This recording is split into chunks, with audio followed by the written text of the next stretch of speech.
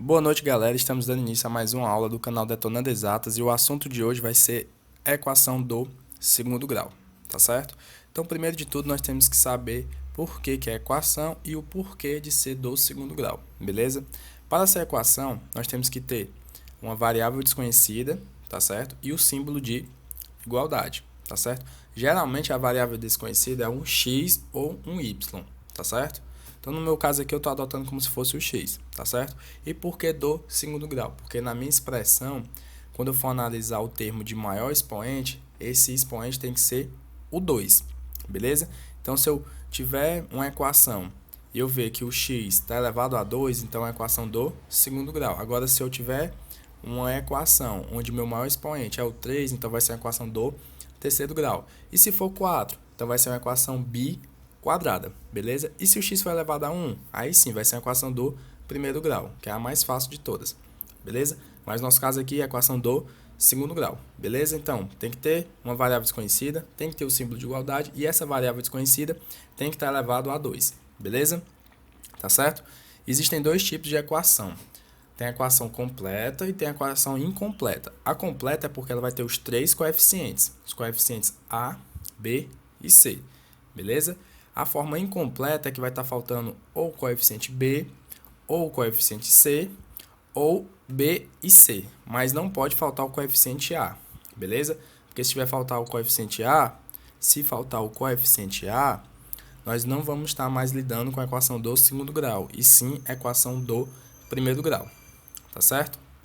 Então, a forma completa da equação do segundo grau é desse tipo, ax2 mais bx mais c igual a zero, onde a, b e c são os meus coeficientes, o c é o termo independente porque ele não acompanha o x, o meu coeficiente b sempre vai ser aquele que acompanha o x elevado a 1, e o meu a sempre vai ser aquele termo que acompanha o x elevado a 2. Por isso que o a nunca pode ser zero, porque se o a for zero, vai ficar 0 vezes x2.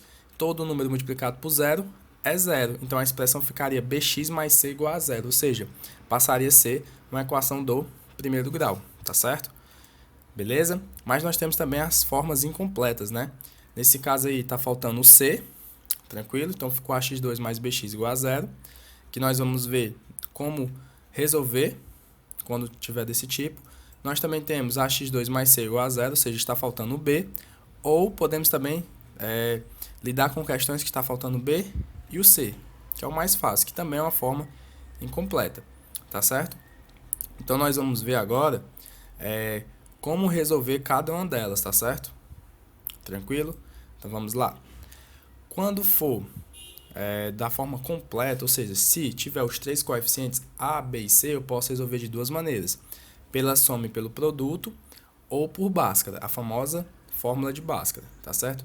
Mas, se eu tiver uma equação de segundo grau do tipo incompleta, faltando o coeficiente B, por exemplo, então nesse caso aí você vai passar o C para o outro lado, geralmente o segundo membro, e vai tirar a raiz quadrada, tá certo?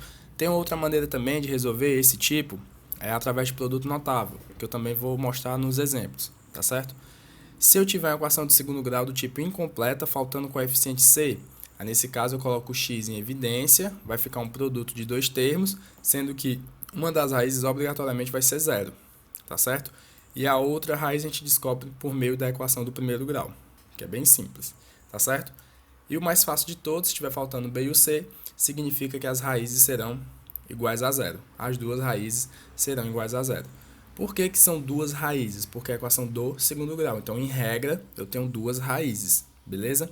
Se for a equação do primeiro grau, uma raiz. Se for a equação do terceiro grau, em regra, terei que achar três raízes, ou seja, três respostas.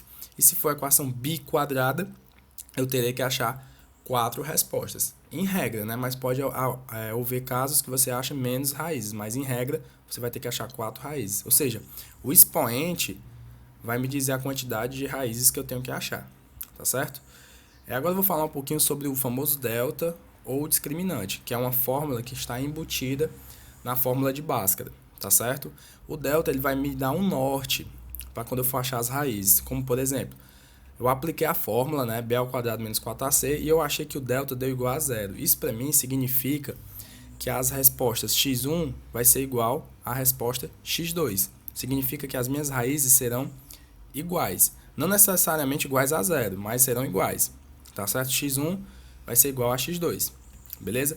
Se meu delta der um valor maior que zero, então as raízes vão ser diferentes. x1 será diferente de x2. E se meu delta der um valor negativo, no nosso caso aqui, não haverá resposta, não haverá raiz, tá certo?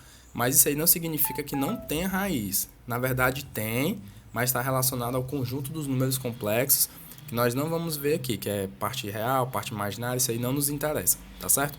Então tá aí, o delta ele pode me dar algum norte relacionado às minhas raízes, beleza?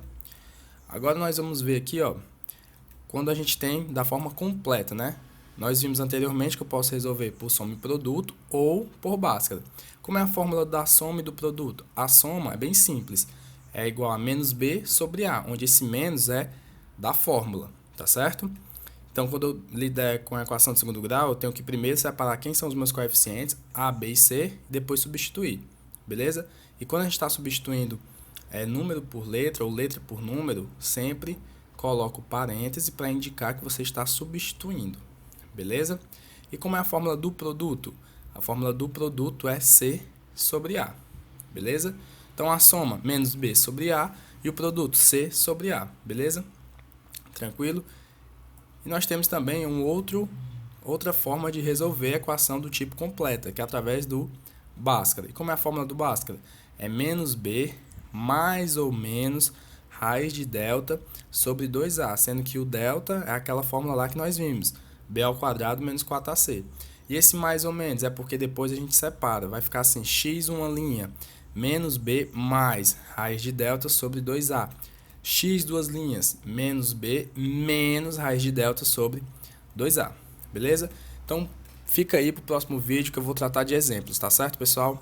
Forte abraço, bons estudos, valeu!